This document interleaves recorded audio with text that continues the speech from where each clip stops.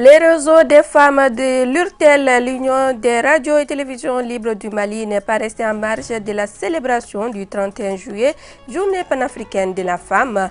Il vient d'organiser une conférence sur la participation des femmes au processus électoral. Pendant les vacances, nombreux étaient les jeunes qui participaient aux colonies de vacances pour découvrir de nouvelles régions. Cependant, force est de constater que l'engouement autour de ces moments de retrouvailles est de plus en plus à la baisse. Nous en parlerons dans cette édition. Merci d'avoir choisi ORTM2 pour vous informer. Mesdames et messieurs, bonsoir et bienvenue. Participation des femmes au processus électoral, c'est le thème d'une conférence au débat initiée par le réseau des femmes de l'URTEL, l'Union des radios et télévisions libres du Mali. Elle s'inscrit dans le cadre du 31 juillet, journée panafricaine de la femme, occasion de rappeler les avancées enregistrées en matière d'autonomisation de la femme avant de se projeter dans le futur. Dalla Traoré.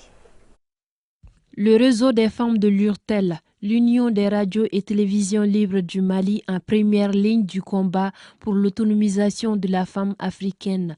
Cette conférence débat initiée à la faveur de la journée instituée pour la circonstance est l'occasion de jeter un regard rétrospectif sur le passé. Donc notre première activité officielle a été celle-là depuis que le bureau du réseau des femmes de l'URTEL nous a rapprochés pour célébrer la panafricaine. Nous avons dit bon, vraiment il faut le faire. L'objectif recherché, c'est de permettre aux femmes et à tous les niveaux, que ce soit les femmes politiques, les femmes journalistes, les femmes entrepreneurs, les femmes, quel qu'en soit le niveau d'activité de la femme, de leur permettre de réfléchir, de leur permettre de reprendre conscience. C'est des personnes qui ont un rôle important, sinon indispensable, à jouer pour non seulement leur propre développement, mais aussi le développement de notre pays. Outre les femmes de l'URTEL, des représentantes d'autres organisations féminines, des anciennes ministres et députés y prennent part.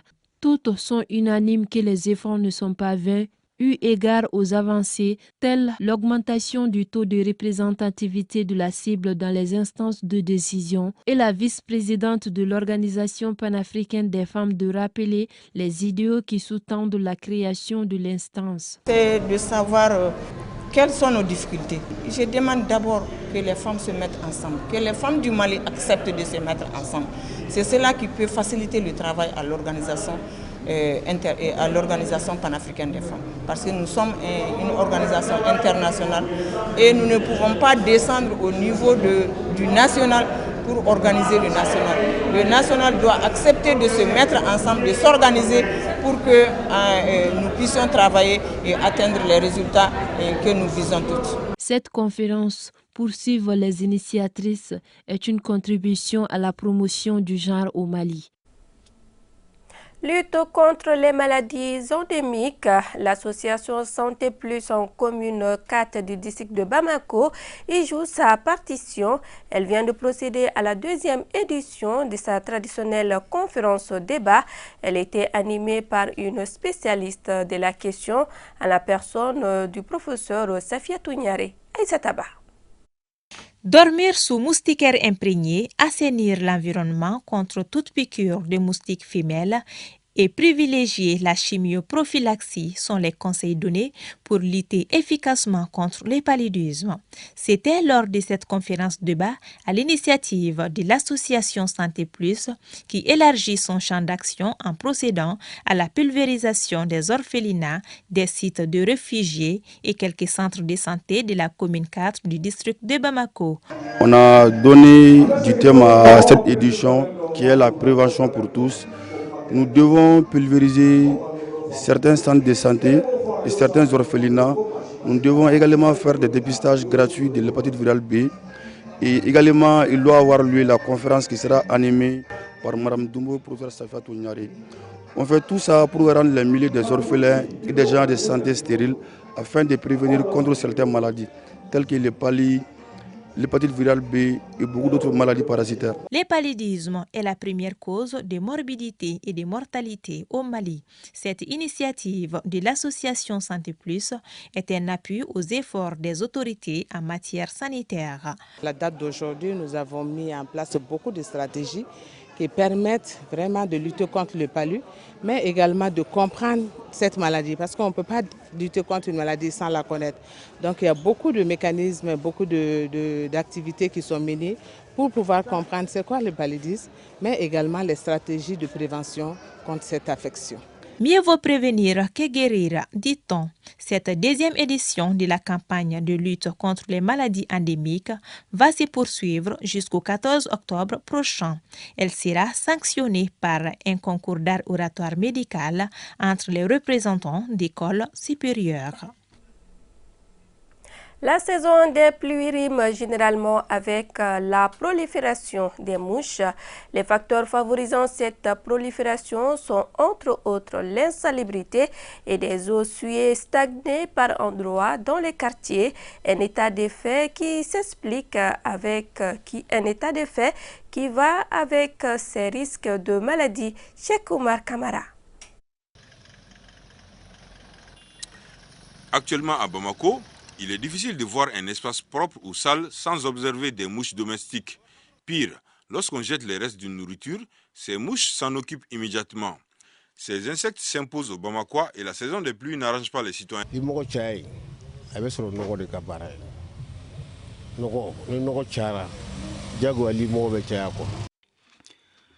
La prolifération des mouches est due à l'insalubrité. Ça nous dérange beaucoup. Les déchets sont partout alors que la solution c'est la propriété. Mais si les gens ne savent pas où mettre les ordures, les mouches vont continuer à se multiplier. Des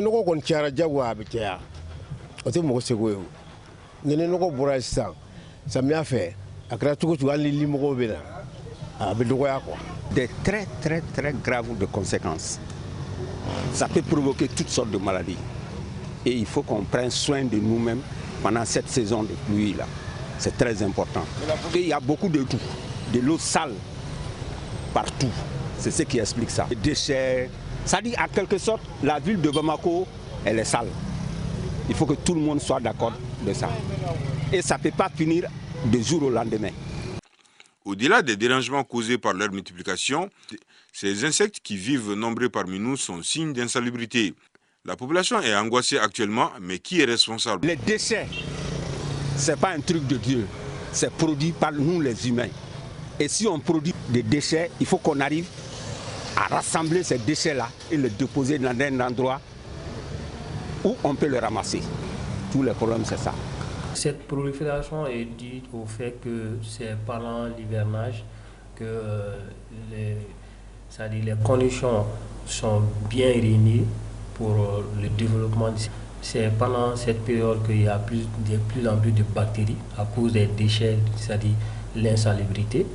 Et les endroits insalubres comme nos poubelles, les WC, les dépotoirs. Donc c'est des endroits idoines pour le développement des œufs de ces mouches-là. Donc c'est en cette période aussi qu'on constate que voilà, ces mouches causent le plus de dégâts du point de vue sanitaire. Ces dégâts sont multiples, mais parmi eux, on peut citer d'abord des maladies comme la diarrhée et aussi des maladies gastriques. Parce que les mouches, dans leur milieu insalubre, ils viennent dans les concessions et autres pour venir contaminer les aliments de consommation. C'est le respect des mesures hygiéniques. D'abord, bien conditionner les déchets, parce qu'on constate que chez nous, dans nos ménages, sur un tout autre sujet, permettre à un groupe de jeunes de pratiquer des activités diverses tout en faisant de nouvelles découvertes au cours d'un déplacement dans une autre localité, c'est tout l'essence de la colonie de vacances qui a marqué des générations. Cependant, force est de constater que l'engouement autour de ces moments de retrouvailles est de plus en plus à la baisse. Idrissa Bakayoko. Une colonie de vacances est un groupe d'enfants réunis dans un lieu de villégiature sous surveillance des moniteurs pour y passer un moment pendant les vacances. Un moment de communion et de détente marqué notamment par des jeux et d'acquisition d'expérience à travers de nouvelles découvertes. Une colonie de vacances, en général, c'est à l'intention des enfants pour qu'ils découvrent un nouveau lieu et qu'ils apprennent de nouvelles choses. Notre colonie est principalement basée sur l'apprentissage de l'anglais, les activités touristiques, artistiques, culturelles et sportives. Donc nous essayons de travailler dans ce sens avec les enfants pour qu'ils apprennent de nouvelles choses, qu'ils découvrent un nouvel environnement, surtout la ville d'Accra au Ghana, qui est la capitale, et aussi certaines autres villes du Ghana. Nos missions et nos actions se dirigent vers les enfants pupilles de la nation et pupilles de l'État, qui aujourd'hui sont au nombre de 1356, dont 128 pupilles de l'État. Ce sont des activités de vacances qui se déroulent au mois de juillet-août. Nous sommes allés avec 100 pupilles au niveau de Sikasso et il y avait 31 pupilles de Sikasso et nous avons amené 75 pupilles de Bamako. Nous sommes restés 8 jours, surtout spécialement pour les activités culturelles.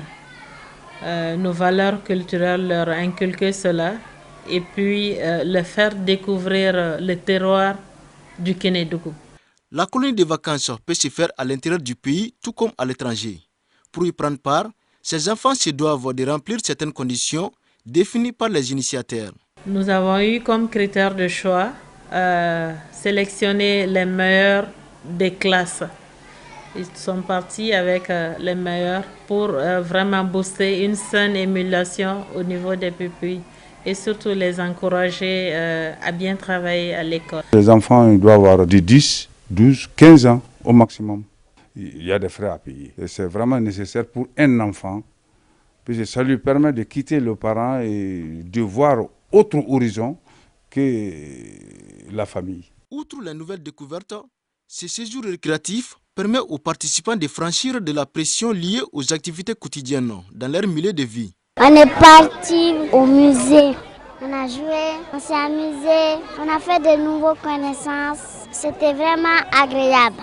J'aime beaucoup les colonis de vacances. C'est donc une véritable école pour les enfants, car contribuant à leur socialisation, mais hélas, cette occasion de retrouvailles semble tomber dans les oubliettes au fil du temps. Une renaissance serait donc salutaire pour la génération montante. Parole des sages.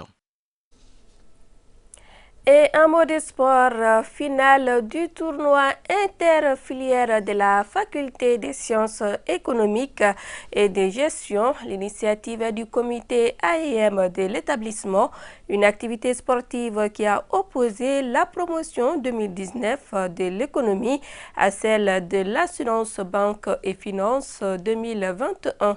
Oumar Enza Traoré. Faire du sport un instrument de paix en milieu scolaire et universitaire pour une école malienne apaisée, voilà en substance ce qui a motivé ce tournoi de football. Ainsi, le comité AM de la Faculté des sciences économiques et de gestion met en compétition les différentes filières de la dite faculté. L'objectif de ce tournoi, c'est de promouvoir la paix et la cohésion entre les étudiants de la Faculté des sciences économiques et de gestion de Bamako en particulier, mais promouvoir la paix, la stabilité sur l'espace scolaire et universitaire en général. 2-0 en faveur des Blancs, c'est le score final de cette affiche. Une occasion saisie par le représentant du doyen de la FSEC pour saluer l'initiative. Il y a 6 promotions différentes là qui viennent organiser le football au nom de la Faculté des sciences économiques et de gestion. Au niveau final, là, il y a de promotion 2021 et également 19. Vraiment, aujourd'hui, c'est très très content par rapport à ces compétitions. Un motif de satisfaction pour l'entraîneur de l'équipe gagnante. Je suis très très content, que ce soit les perdants, que ce soit les gagnants. Il n'y a pas de gagnants ni de perdants, c'est la FC qui gagne. Donc je remercie tout le monde pour leur déplacement massif, pour venir nous soutenir à cette activité. Et je dis vivement la prochaine édition. À l'issue de cette finale, l'équipe victorieuse remporte le trophée du tournoi plus un mouton. Quant à l'équipe adverse, elle reçoit une enveloppe de 50 000 francs CFA. Le meilleur joueur et le meilleur buteur ont eu chacun une récompense. Et c'est tout pour cette édition. Grand merci à vous de nous avoir suivis. Très bonne suite de nos programmes.